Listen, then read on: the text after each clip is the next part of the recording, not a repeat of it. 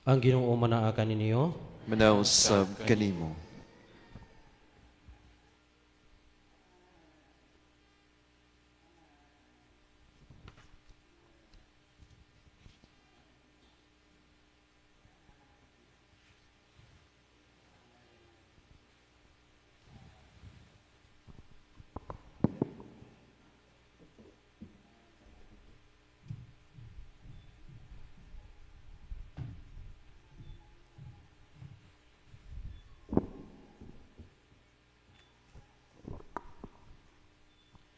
Ang pagbasa sa Santos nga Ebanghelyo sumala ni San Lucas.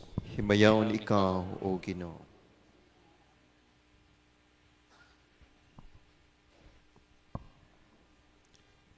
Gisugilon usab ni Jesus kining sambingaya ngadto sa mga naniguro nga sila maayong tao ug nagtamay sa uban. May duha ka tao nga nangadto sa templo aron pagampo. Ang usa Pariseo ug ang usa kobrador sa buhis. Ang Pariseo naglain pagtindog ug nagampo. Nagpasalamat ako kanimo o Dios nga ako dili hakog, dili limbungan ug dili himabay sama sa uban. Nagpasalamat ako kanimo nga dili ako sama niya ng kobrador sa buhis. Nagpuasa ako og duha ka adlaw matag semana ug naghatag ako kanimo ikapulo sa tanan kong abot. Apan ang kobrador sa buhis nagtindog sa layo ug dili gani mo yahat ngadto sa langit. Nagpamukpok siya sa iyang dughan ug nag-ingon, O Dios, maluoy ka kanako nga usa ka makasasala. Unya, mingon si Jesus, sultihan ko kamo nga ang kobrador sa buhis ug dili ang Pariseo mao ang gikahimut-an sa Dios sa iyang pagpauli sa ila.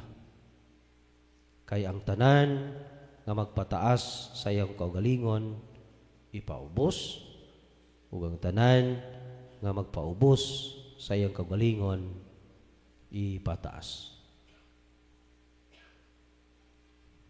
Ang Ebanghelyo sa Ginoo. Daygon ikaw, O Kristo. Malingkod. Maayong udto no kaninyong tanan. Ngayon sa Father. Sorry for the short delay no. Abi ko ug na andam ni. Wa day kanang buyno ang ebanghelyo karon magatubag sa pangutana nga unsa may pagampo nga makapahimuot sa Dios no. Gihatagan kita og duha ka tao diha sa ebanghelyo nga nagampo no? Pareha sila nga didto sa templo no? Nagampo. Ang Pariseo unang tao nga gisgutan nga nagampo nagpasalamat sa Dios kay lagi gaampo man siya no iyang gisugdan sa pagpasalamat sa Dios. Salamat Ginoo nga dili ako pareha sa uban no? Himamay og uban pa nga mga dautan nga binuhatan sa uban. Kung tan-awon dili kini pagampo, dili kini pagpasalamat. Nang daot siya no sa uban atubangan sa Ginoo. Nakaako siya sa paghimo niini. Pagpangdaot atubangan sa Ginoo. Unya, salamat pud siya kay nihatag ko na siya og tay nga 10% sa iyang abot. Daghan siya og gisulti nga gadayeg sa iyang kagulingon. Ang pagampo pag pasinungog sa Ginoo. Pero diha sa iyang gihimo, siya mismo ang iyahang kanang gidayeg self-praising, no?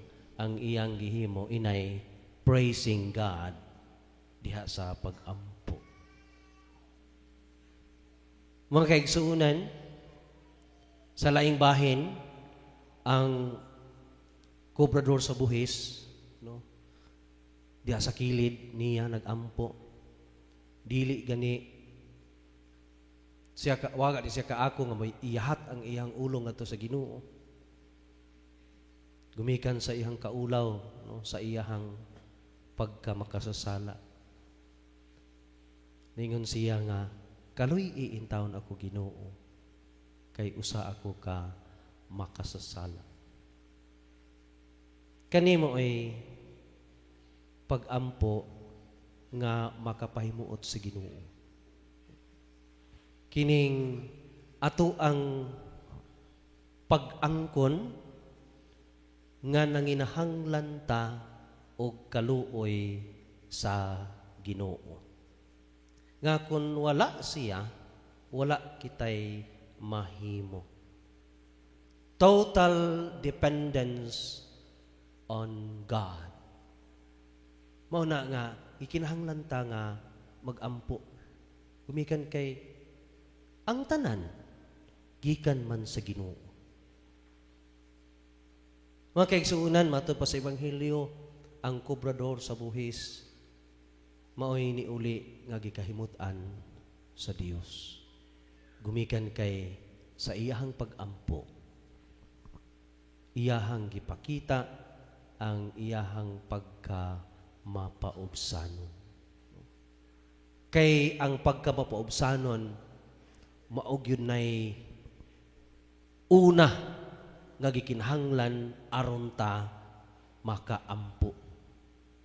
Kana gumikan kun mapahitason ta, di mangyud ta mugahin og panahon sa pakighinabi sa Ginoo kay gatuo man ta mismo nga makaya nato ang tanan nga walay Dios. Ug ang pagkamahitason wala gyud na magtuo nga naay Dios, no? Ang mga tao nga mapahitason. Ug kani mga kaigsuonan, again, ang atong Ebanghelyo makatubag sa putana unsa man nga pag-ampo ang makapahimuot sa Dios. Ang pag-ampo nga makapahimuot sa Ginoo kanang tinukmod sa ato ang pagpaubos. Kay lagi kun ingon ni ana atong giangkon nga naay Dios nga gigikanan sa tanang panalangin. O atong gisaligan sa tanang panahon. No, kay suna ni atakaron, no? Dinhi kay nagkadaiya ta og mga gipangayo sa Ginoo. Ni ata nigahin og panahon aron hangyuon ang Ginoo sa unsa may mga pangayoon nato kaniya, kaayuhan sa sakit, kalampusan sa atong mga tinguha, maiway sa kadautan, ug atong pag-ani nagpakita na nagpaubos ta nga nanginahanglan ta sa Ginoo. Nga walay lain nga makatabang nato siya lamang. So inato ta nga patubuon nato sa atong kaugalingon tagsa-tagsa kanato kanang hiyas sa pagkamapaubusanon. Kamo ni magtukmod kanato nga moduol sa Ginoo, muluhod, muyukbo kaniya, magdaig kaniya, magpasalamat kaniya sa matag panalangin nga atong madawat. O kana mo'y pagpakita sa tinuod nga pag-ampo nga makapahimuot sa Ginoo.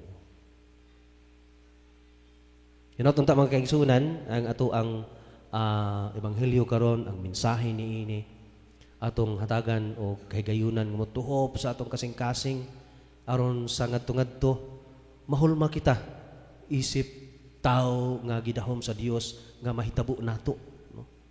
Tao nga kanunay gasalig sa gahom sa Ginoo.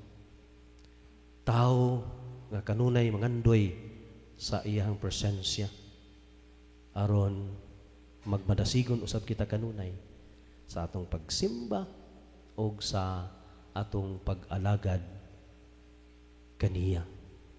Ining panahon sa Kwaresma mga kaigsunan, kini mo ay nindot nga apil sa atong pamalandong agig pag-andam nato sa kasaulugan nato sa paghandom sa pagpasakit ug pagpakamatay sa atong Ginoong Hesukristo ug labaw sa tanan.